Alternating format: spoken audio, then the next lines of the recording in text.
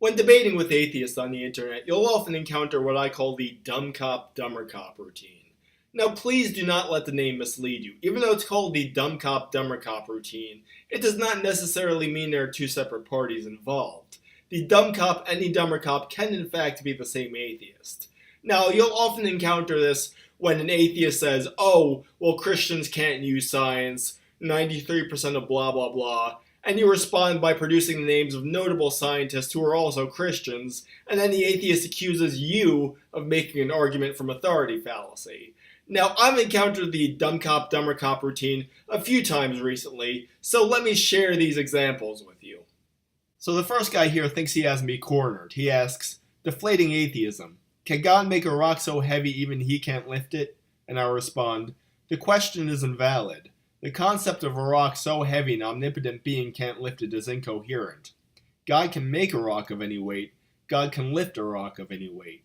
So the question of a rock being too heavy for God to lift is meaningless. And this other guy completely misses the point.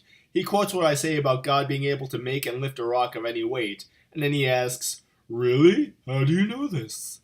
Clearly, I was simply accepting the premises of the question posed to me by an atheist. The relevant point here was about the coherence of omnipotence, not about the nature of God.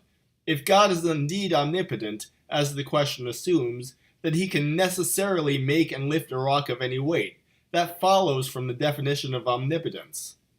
Here I was responding to the old canard about the 3,000 different gods, and I was explaining that the God of the monotheist faiths has very little to do with the vast majority of these supposed 3,000 gods.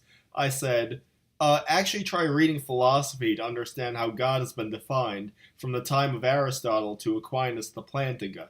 Yeah, I know that's not as satisfying as some meme-ready one-liner about 3,000 gods. In response, this guy says, definition does not make it reality. I never said definition makes reality, but if we're to have meaningful discussion, it's important that your terms are defined. If you're going to argue against the Christian God, it's important that the God you argue against bears some resemblance to the God actually worshipped by Christians. I hope you enjoyed this video. Please like, share, and subscribe. Thank you.